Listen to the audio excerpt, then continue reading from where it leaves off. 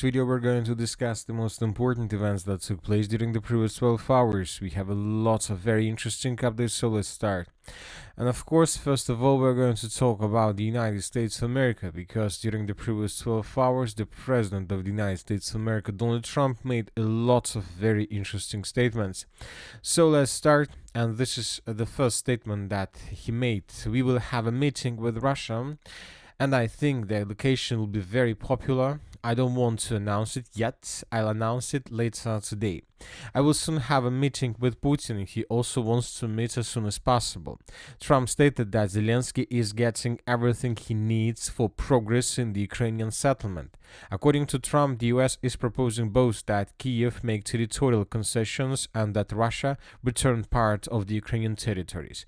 So this is the first statement that was made by the President of the United States of America, and later he published a post in his social network. The highly anticipated meeting between myself as President of the United States of America and President Vladimir Putin of Russia will take place next Friday, August 15, 2025, in the great state of Alaska. Further details to follow. Thank you for your attention to this matter.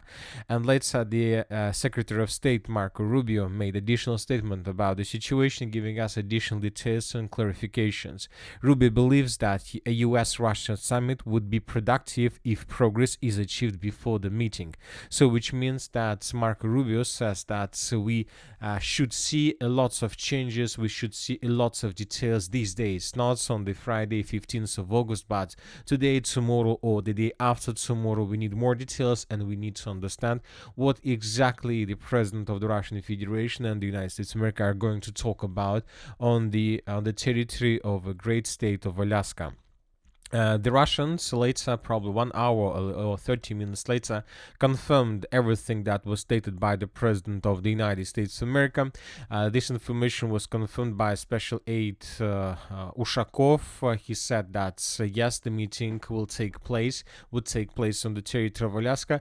Also, he added that Russia and the United States are close neighbors, so it is logical that the meeting between Putin and Trump will take place in Alaska. I would like to remind you that during the previous days, there were a lot of talks and rumors that the meeting would take place on the territory of Italy, on the territory of the United Arab Emirates, probably on the territory of Turkey. Many other places were discussed as a possible places for these talks, but the leaders of Russia and the United States of America decided to use Alaska as the place, as the, let's say, foothold for this process. Furthermore, we have reported that the Russian president and the Russian Federation expect Trump to visit Russian Federation later, probably 2 or 3 or months later, probably for final signature, for final signing of this peace agreement. This morning, Zelenskyy made his own statement regarding this possibility, regarding this process. He stated that the answer to the Ukrainian territorial question is already in the constitution of Ukraine. No one will or can divide from this. Ukrainians will not give their land to the occupiers. So this is the situation. This is the statement that was made by Zelenskyy. But we shouldn't be in a hurry. We shouldn't rush with this. This is how Zelenskyy reacted to a statement from the Russian and American sides regarding the upcoming meeting of the two countries, presidents in Alaska. However, in this case, we shouldn't rush to conclusions, because if Zelenskyy had agreed and accepted this meeting as a given, there would have been a high chance that he simply wouldn't live to see next Friday. He could easily be removed by radical nationalists who do not want the war to end. So Zelenskyy has his own problems, inner problems on the territory of Ukraine, so that is why he must be very careful with everything he says. Obviously, we will understand everything almost on the 15th of August when something happens, when something will happen. Now let's return back to Ukraine. We have interesting updates during the previous 12 hours. The Russians continue their offensive operation. And before we start, first of all, I would like to remind you once again what exactly the President of Russia and the United States of America are going to talk about the next Friday. So according to rumors, Russia will accept the situation if Ukraine will leave the rest of LPR. So the LPR is these territories in the most eastern eastern part of Ukraine, and there are just several hundreds or thousands of square kilometers left. We're talking about this part, if you can see this red line, and everything to the east of this red line should be abandoned by the Ukrainians according to possible agreement between the United States and the Russian Federation. So we're talking about the village of Novoigorovka and some territories around the village of Grekovka. Furthermore, LPR is this part of Serebryanka forest. So Russia ask most likely or will ask Ukraine, Zelenskyy, Donald Trump to force Ukrainians to abandon this part of the forest as well. So, and this will be everything about LPR. When talking about Donetsk People Republic, we see that the difference, the gap is too big. If United States of America and Russia will have some agreement about situation in Ukraine, most likely Ukrainians and Zelenskyy would be forced to withdraw his troops from the rest of DPR, and we are talking about the cities like Pokrovsk, Konstantinovka, Drushkovka, Slaviansk, Kramatorsk, Seversk, and Liman. So huge territories would be abandoned by the Ukrainian forces if we have an agreement between the Russian Federation and the United States of America. And this is exactly what Zelenskyy was talking about. Furthermore, this is very interesting territories because the biggest strongholds, the most powerful fortifications in the area of the special military operation are located exactly in this place. So Ukraine is at very risk if they abandon their positions, because when talking about the rest of Ukraine, there are no more territories like this. There are lots of strongholds, lots of trenches that were allowing the Ukrainians to slow down and to stop the Russians since the beginning of the special military operation, since the beginning of 2014. And now Russians want Ukrainians to abandon these territories. Obviously, it's too risky for Ukrainians and Zelenskyy, but telling the truth, he doesn't have any other option. Furthermore, according to talks and rumors, if an agreement is signed or reached by parties on the next Friday, Russia promised not to start or to continue their offensive operation in the Kherson direction and in the Zaporozhye direction. The front line will be freezed along the current line of combat contact, which is also acceptable for Ukraine, because if you remember, according to previous versions of Putin demands, these territories should be also abandoned by the Ukrainians. But now we see that Putin is ready for compromise, at least regarding these territories.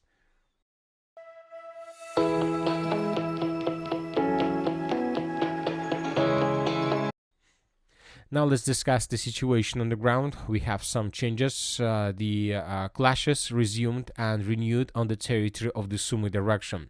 The sources are saying that there are very heavy clashes on the territory of Yunakivka. I would like to remind you that according to information we have, Zelenskyy introduced additional 15,000 soldiers in this area, most likely with the purpose to carry out several counter-offensive operations with the purpose to restore control over the entire Sumy region. And as for now, the Russians are trying to repel all these attacks, and most likely we should expect some changes on the ground in coming days. Now let's move further and let's discuss the situation in the Liman direction and in the Serebryanka direction. There are very heavy clashes, as you can see, and the sources are saying that the Russians during the previous 12 hours managed to improve their positions significantly. Basically, according to information we have, the Russians are about to finish the battle for the settlement of the village of Serednya.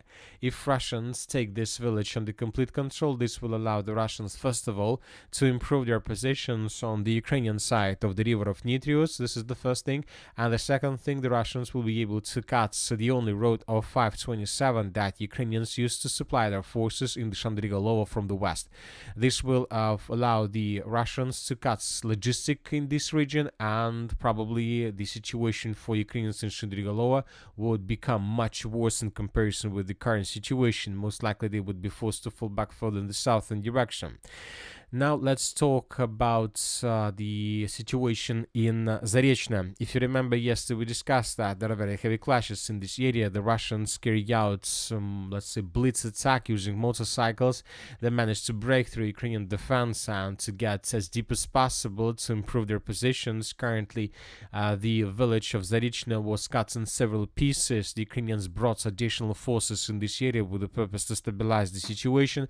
So there are very heavy clashes. We are waiting for additional updates. Serebryanka Forest, the Russians continue their offensive operation. There are very heavy clashes in this area. The Russians are about to finish the battle for the eastern part of the Serebryanka Forest. We're talking about this contested area or this gray zone. Several sources reported that several hundreds of Ukrainian soldiers were caught in cauldron in this area. So it seems that the front line of the armored forces of Ukraine, or defense line of the armored forces of Ukraine in this direction, has collapsed completely. As for the city of Syrsk itself, the Russians are getting closer and closer, and more sources are saying that sooner or later, maybe this week, we're going to see additional clashes on the territory of the city of Syrsk itself. So we are waiting for additional updates about this territory.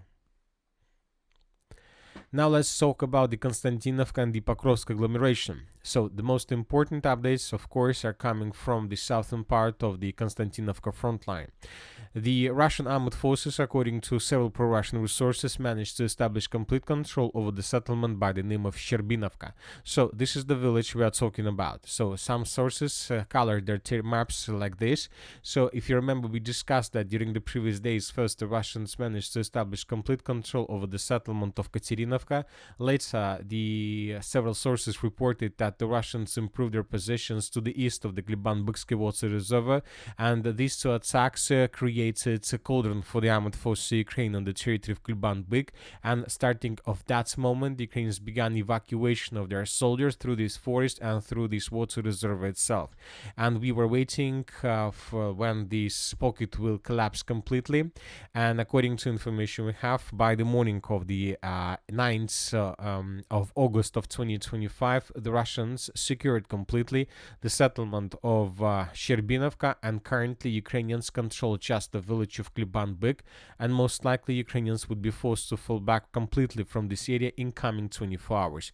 So most likely by Monday by the next Monday, the Ukrainians will leave this area completely, and the Russians will secure completely the territories to the south of Gliban-Byksky water reservoir. As for the M32 road, the Russians continue their offensive in the northern direction. We have some changes on the ground. Let's compare the maps between the dates.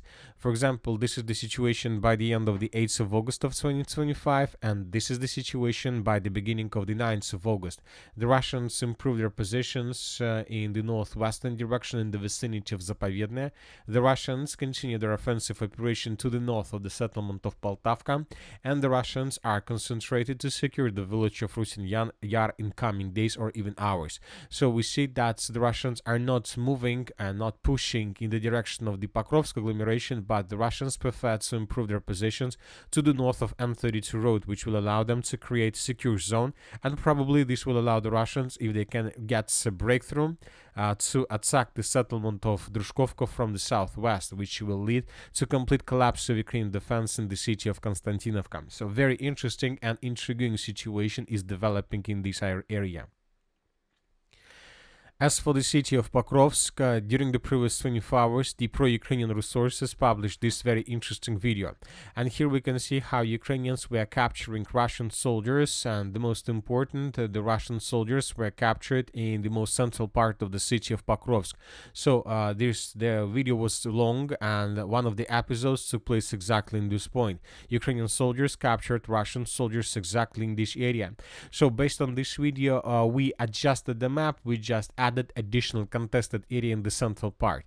So this is the situation in the city by the end of the 8th of August, and this is the situation by the beginning of the 9th of August. So the most central part of the city was colored as a contested area, because now we have some doubts whether these territories under complete Ukrainian control or not, because Russian soldiers were captured somewhere here. So most likely these territories either in the gray zone or under complete Russian control. So we are waiting for additional updates, and we see that the Russians continue their offensive operation. They're intensifying their assault operations on the territory of the city of Pokrovsk, and every single day they're getting more and more territories under their control.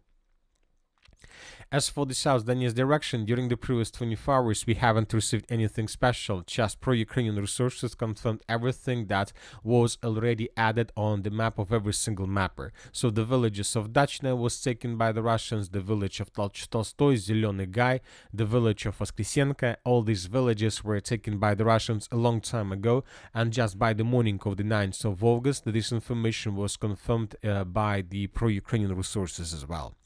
And that's it for the short video. Military Summary channel reminds you condemn any violence in the world. Thank you for your watching, subscribe to my channel, put your likes, join my Patreon, and have a good day. Bye bye.